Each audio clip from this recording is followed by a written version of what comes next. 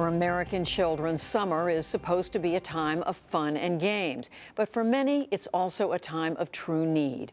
During the school year, roughly 22 million children in this country get free and reduced price lunch.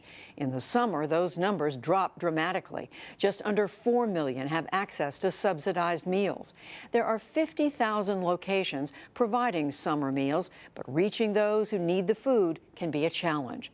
Special PBS correspondent Lisa Stark of our partner Education Week traveled to Nebraska to see how one food bank is trying to fill the gap.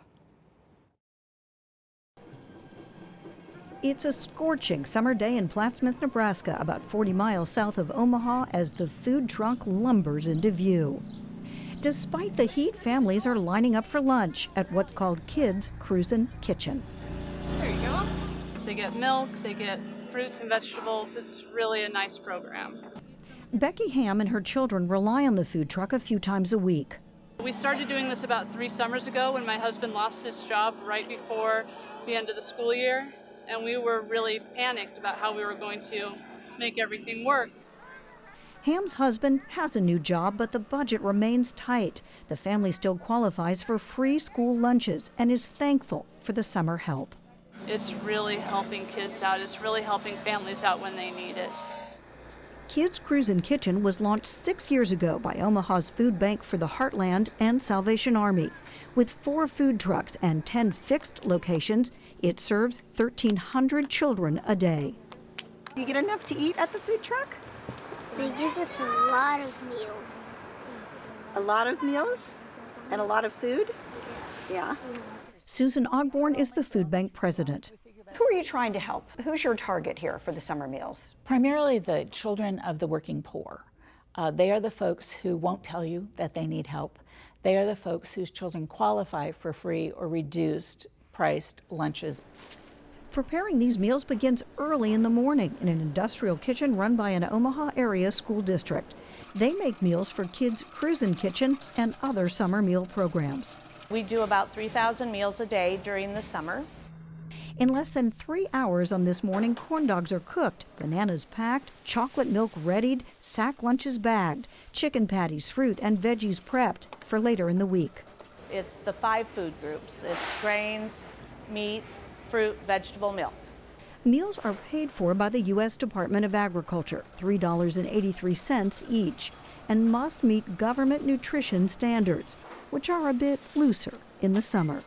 Jackie Cambridge manages this summer meal service. There's always kind of a whew when we get it out the door. And then we just hope that it's getting to kids in need and that they're enjoying it, and we do it all again the next day. Shortly after 9 a.m., the Kids Cruisin' Kitchen truck pulls up to load its food, hot meals to go. The truck makes 4 stops each weekday during most of the summer break.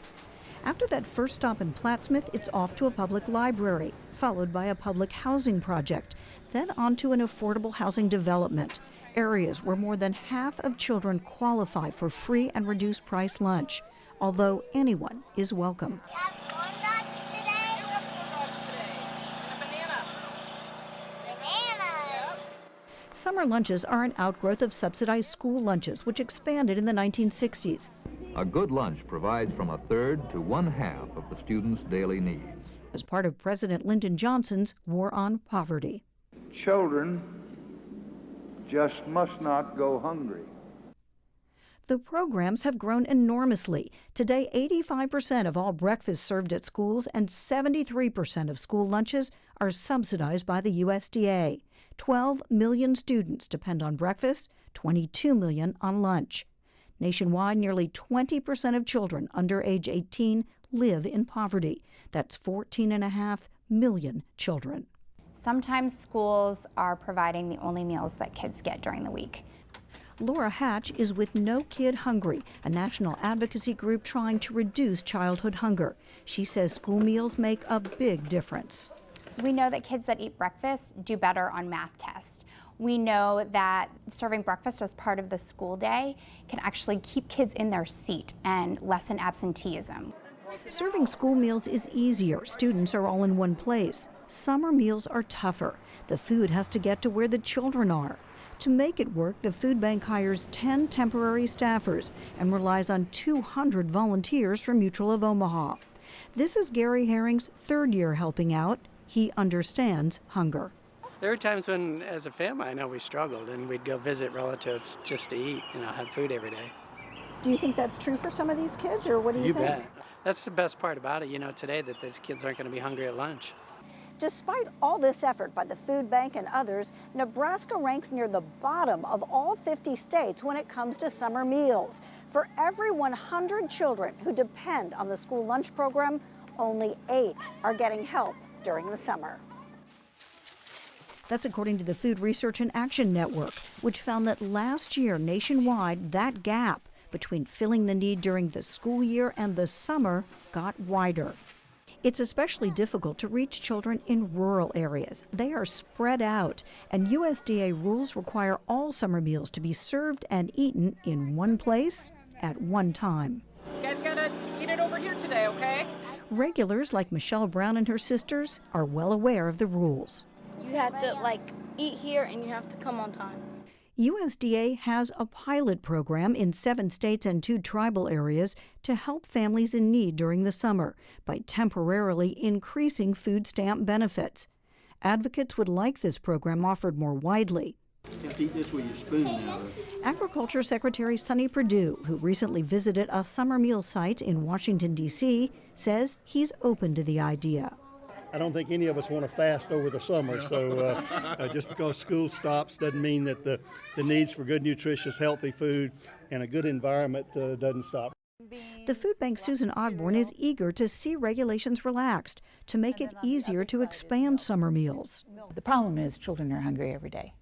And so we hope that Secretary Perdue and the rest of his team at USDA gets their rules and regulations figured out pretty quickly. For now, the food bank will continue to roll along with its current program, hoping one day to reach many more children, but committed to the mostly satisfied customers it already has. What do you think about the food truck? I like it, but I would love it if they added donuts. Maybe next summer. For the PBS NewsHour and Education Week, I'm Lisa Stark in Omaha, Nebraska. We love donuts too.